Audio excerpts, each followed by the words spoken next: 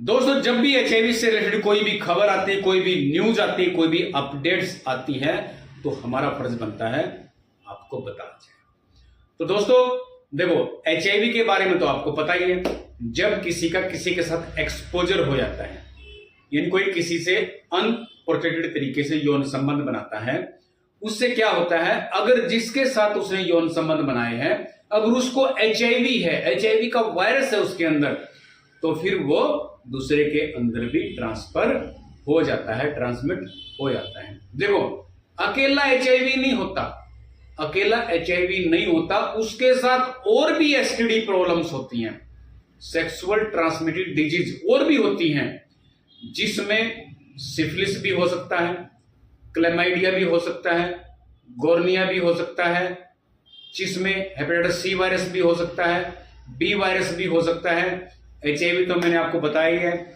और herpes simplex virus भी हो सकता है, एचपीवी भी हो सकता है। यानी कि ये सारे जो बैक्टीरिया, वायरस, पैरासाइट्स हैं, वो एसटीडी यानी कि एसटीडी, एसटीआई जो भी है, यानी कि सेक्सुअल ट्रांसमिटेड इन्फेक्शन, उसके कारण एचआईवी के साथ साथ और भी काफी सारी बीमारियां आपके अंदर आ सकती हैं।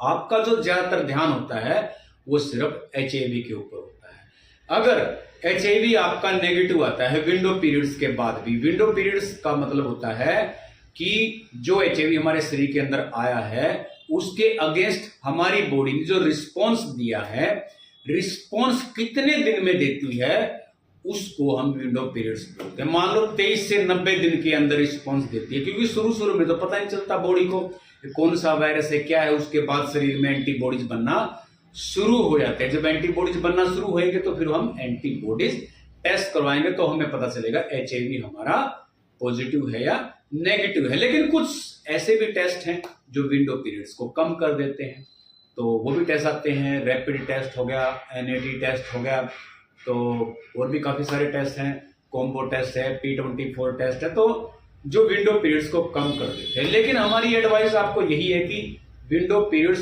पूरा होने के बाद, यानी कि एक्सपोजर मान लो हुआ है, आपने किसी के साथ यौन संबंध बनाए हैं 1 तारीख को, तो विंडो पीरियड्स होता है 23 से 90 दिन के बीच का। यानी कि आपने 1 तारीख को आपसे गलती हुई है, तो फिर आपने 23 तारीख के बाद अपना टेस्ट करना है, तो रिजल्ट ज्यादा एक्यूरेट आने के चांसेस होते हैं। मैं ऐसा नहीं बोलता कि भी दूसरे में एक्यूरेट नहीं आएंगे, उनकी अपनी अपनी एफिशिएंसी, लेवलिटी और एक्यूरेसी होती है, लेकिन विंडो पीरियड भी मैटर करता है। ठीक है, अगर उस टाइम भी आपका नेगेटिव आ जाता है एचआईवी, तो 3 महीने के बाद आपने टेस्ट करवाना है। अगर फिर भी नेगेटिव आता है तो आपको ज्यादा चिंता करने वाली बात नहीं है। फिर भी कुछ डाउट लगता है तो लास्ट 6 मंथ, उसके बाद आपको टेस्ट कराने की जरूरत नहीं है। अगर लक्षण आते हैं फिर भी, तो फिर एचआईवी का पीछा छोड़ देना है। बाकी जो मैंने आपको बताए थे, पैरासाइट्स, बैक्टीरिया, वायरस और भी काफी सारे हैं, एसटीआई, एसटीडी की प्रॉब्लम हो सकती है, आप वो टेस्ट करवाओ। अगर उनमें कोई पॉजिटिव आता है तो आप उसका इलाज करवाओ। तो यहां पे मैं आपको अपडेट देने वाला हूं कि नई खबर क्या है। देखो, नई खबर ये है कि 22 मई 2024 तक का जो अपडेट है, वहां तक अभी तक कोई भी वैक्सीन एफडीए ने अप्रूवल नहीं दी है, यानी कि अप्रूव्ड नहीं की है। क्लियर हो गया? अभी तक नहीं की है। लेकिन एक वैक्सीन है, मैं आपको बताता हूं, जिसका नाम है कंजर्व एचआईवी इम्यूनोजन वैक्सीन। इसका मतलब क्या होता है? कंजर्व यानी कि एक चीज को पकड़ के रखना, जैसे कंजर्व एचआईवी हो गया, ये एचआईवी को पकड़ के रखती है, पकड़ लिया। अब आ गया इम्यूनोजन वैक्सीन। इम्यूनोजन का मतलब होता है स्टिमुलेट करना, यानी कि जो हमारी बॉडी का इम्यून सिस्टम होता है उसको स्टिमुलेट करना। यानी कि ये वैक्सीन क्या करेगी, एक तरफ से तो एचआईवी को पकड़ लेगी, ब्लॉक कर देगी, दूसरा हमारी बॉडी के अंदर जो इम्यून सिस्टम है उसको प्रमोट करेगी, यानी कि स्टिमुलेट करेगी। तो जब ऐसा करेगी तो ऑटोमेटिकली जो एचआईवी है उसका प्रभाव कम होएगा और हमारी बॉडी के अंदर इम्यूनिटी बनती रहेगी। कोई भी बीमारी बाहर से आएगी उसके खिलाफ इम्यूनिटी बनती रहेगी, यानी कि हम स्वस्थ रहेंगे अगर ये वैक्सीन कामयाब हो जाती है। तो देखो, इसका जो मैं आपको बताऊंगा, इसका पहला फेज जुलाई 2023 की बात है, पहला जो फेज का ट्रायल है वो पूरा हो चुका है, लेकिन इसका जो रिजल्ट है अभी भी पेंडिंग है।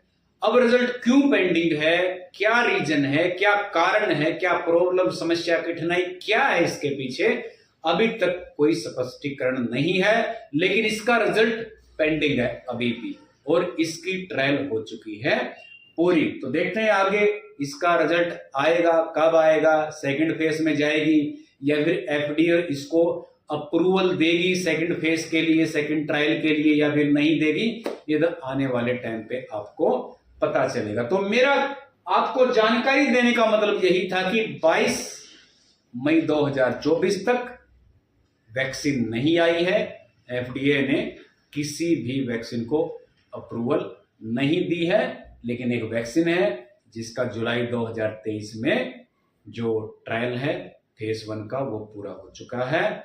देखो वैसे तो अलग अलग टेक्निक आती हैं एचआईवी की वैक्सीन बनाने के लिए, क्योर करने के लिए, जैसे क्रिस्पर आई थी, क्रिस्पर CS9 कुछ ऐसे करके थी क्रिस्पर के नाम से। वो क्या करती थी, उसका काम था कि सेल को टारगेट करना, सेल के जो एचआईवी वायरस है, वायरस के अंदर जो डीएनए है, डीएनए के अंदर जो जीन है, जीन के अंदर जाके एडिटिंग या फिर उसमें कुछ चेंजिंग करना या उसको रिमूव करना, ये इस बेस पे काम करती थी क्रिस्पर नाम की जो वैक्सीन, जो क्योर्ड जो टेक्नोलॉजी आई थी। तो अलग अलग टेक्नोलॉजी आती रहती हैं दोस्तों। जब भी कोई नई वैक्सीन आएगी या फिर क्योर्ड आएगा, कोई भी इंफॉर्मेशन आएगी तो हम आपको तुरंत बताएंगे। अगर आपको ये इंफॉर्मेशन आपको अच्छी लगी है, चाहे भले ही थोड़ी इंफॉर्मेशन हो, जितनी भी आती है आपको बता देते हैं। अगर आपको ये इंफॉर्मेशन अच्छी लगी है तो इस वीडियो को लाइक करो, शेयर करो, सब्सक्राइब करो, और आप सेफ रहो। सबसे बड़ी बात तो है सेफ रहो। कोई भी आप गलती करते हैं उसका ध्यान रखो, आप गलती ना करें। फिर भी अगर आप करते हैं तो आप प्रोटेक्टेड रहो, अपनी तरफ से प्रोटेक्टेड रहो, और उसको भी सेफ रखो, खुद भी सेफ रहो। तो धन्यवाद दोस्तों।